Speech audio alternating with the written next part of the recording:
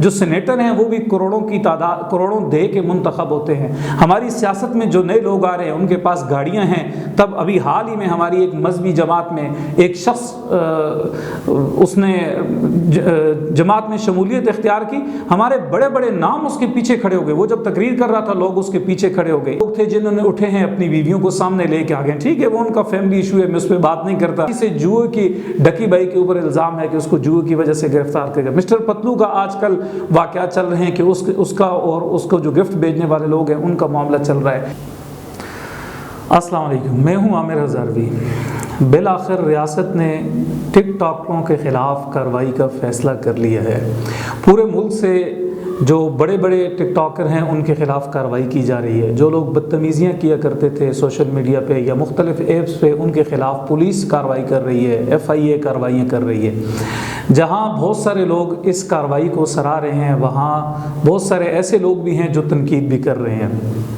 अच्छा, ये टिकटॉकरों के ख़िलाफ़ कार्रवाई से पहले पंजाब हुकूमत ने जो स्टेज ड्रामा थे करने वाले जो लोग थे उनके ख़िलाफ़ कार्रवाई का फ़ैसला किया था। उन लोगों को एंगेज किया जो बड़े नाम थे, उनको बुला के कहा जी अब स्टेज के ऊपर कोई बेहूदगी नहीं होनी चाहिए। एक वक्त वो था जब आपकी बात एक चार दीवारी के अंदर सुनी जाती थी, वही लोग होते थे जो आपके सामने बैठा करते थे। लेकिन अब ऐसा नहीं है, अब कैमरा है, अब मोबाइल है, अब माइक है, आप बात करते हैं तो वो पूरी दुनिया में फैलती है।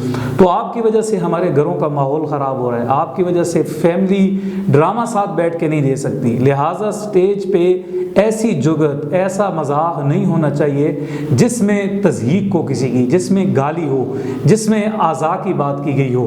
तो पंजाब ने काफ़ी हद तक कंट्रोल कर लिया। हमारी जो वज़ीर इत्तलात थी पंजाब की, वो उज़्मा बुखारी, उसने तो बाकायदा छापे मारे, जाके स्टेज ड्रामा जहाँ हो रहा था पब्लिक में जाके बैठ गई। तो उन्होंने किसी हद तक कंट्रोल किया था कि हमारे पंजाब के जो स्टेज हैं उनसे ऐसी बात नहीं सामने जानी चाहिए जो मनफी हो। तो पंजाब की इस मुहिम का, इस कार्रवाई का असर भी हुआ। लोगों को एंगेज करने का, जो फ़न के बादशाह लोग थे, बड़े नाम थे, उनको साथ मिलाने का एक फ़ायदा ये हुआ है कि आज स्टेज पे कम अज़ कम गालियाँ, फहश गोई, ऐसे लतीफ़े जिन्हें फैमिली साथ बैठ के नहीं देख सकती, वो बड़ी हद तक कंट्रोल हो गए हैं। लेकिन पंजाब के बाद रियासत ने भी ये पंजाब की ही तकलीद की है, मुझे लगता ही है कि बाकी सूबों में भी टिकटॉकरों के ख़िलाफ़ कार्रवाई का फ़ैसला किया। अच्छा, हमारे बहुत सारे नौजवान ऐसे हैं जो रात को लाइव आते हैं, आके बैठते हैं और गालियां देते हैं, फहश बातें करते हैं, घंटों सोशल मीडिया के ऊपर बैठे रहते हैं और हमारे लोग उनको देखते हैं। कोई गिफ्ट बेचता है, कोई अपनी पैसे को हलाल करने के चक्कर में बैठा होता है।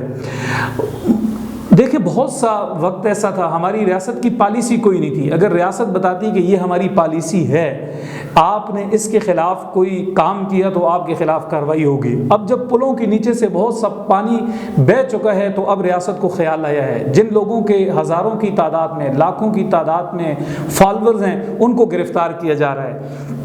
मेरा ख्याल ये है कि रियासत को भी पंजाब की तरह एक पॉलिसी बनानी चाहिए। जो सोशल मीडिया के बाअसर लोग हैं, जिनका एक नाम है, जिनको लोग देखते हैं, उनको एंगेज करना चाहिए, उनको अपने साथ बिठा के बात करनी चाहिए। देखें जी, ये चीज़ें ठीक नहीं हैं, कानून भी बनाया जाए और ये चीज़ें ये ठीक नहीं है, ये सोसाइटी के हवाले से आपके ख़िलाफ़ कार्रवाई हो सकती है।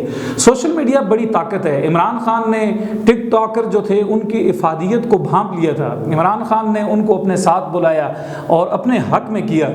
एक बहस यह है कि रियासत उनको अपने हक में इस्तेमाल करे, रियासत उनसे अच्छे काम करवाए, और दूसरा यह है कि इनको बेलगाम छोड़ दे।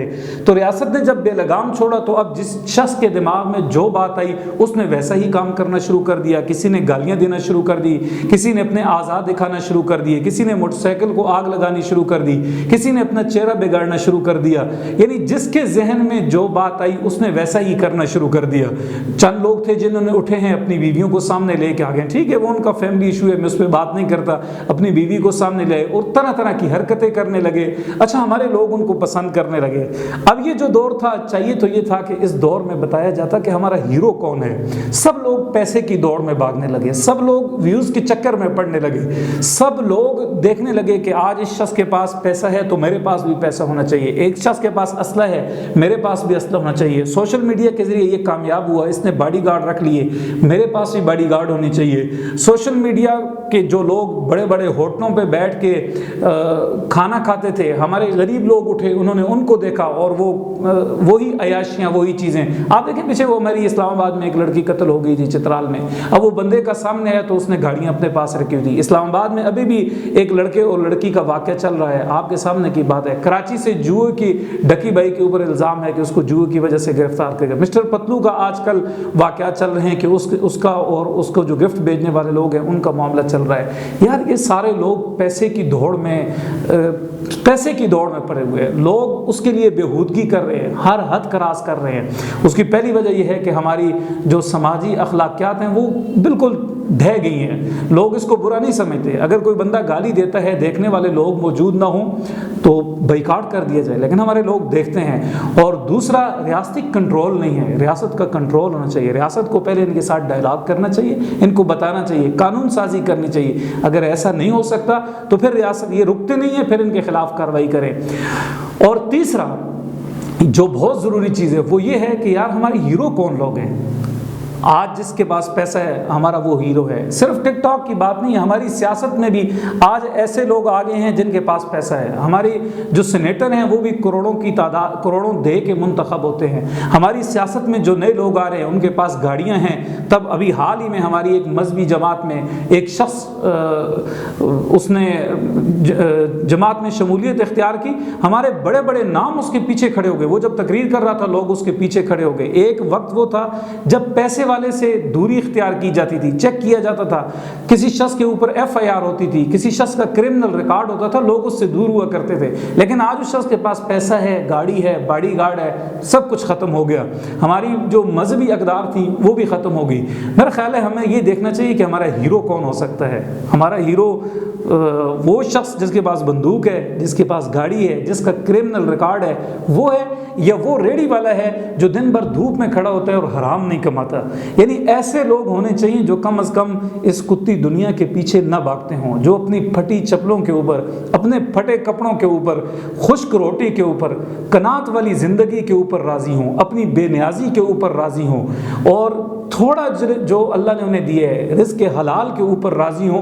वो लोग हमारे हीरो होने चाहिए। हमारे लोगों को चाहिए कि इदारों में से उन लोगों का रिकॉर्ड निकालें जो हलाल की तनख्वाह के ऊपर गुजारा करते हैं। बाज़ार के अंदर बैठे हुए उस शख्स का रिकॉर्ड निकालें, लोगों को बताएं कि ये शख्स है जिसके पास ऑप्शन था, जो एक अहम ओहदे पे बैठा हुआ था, इसने हराम नहीं कमाया, हलाल कमाया। हलाल कमाई करके खाने वाले लोग हमारे हीरो होने चाहिए। मेरा ख्याल है इस सेटअप को बदलना चाहिए। हमारे जो पॉलिसी साज हैं उनको देखना चाहिए, मजहबी जो बाअसर शख्सियात हैं उनको भी देखना चाहिए। वगरना हमारा नौजवान बैठेगा, रात को लाइव आके बैठेगा, वो गालियाँ भी देगा, वो मोटरसाइकिल भी चलाएगा, वो टिकटॉक जो हीरो हैं वो उनके पीछे चलेगा भी।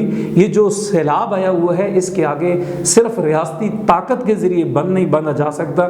इसके लिए और भी हमें मेहनत की ज़रूरत होगी, और भी प्लेटफार्म हमें इस्तेमाल करने चाहिए, उनके ऊपर गौर करने की ज़रूरत है। सिर्फ रियासती डंडा बुराई रोकने के लिए काफ़ी नहीं होता। बहुत शुक्रिया।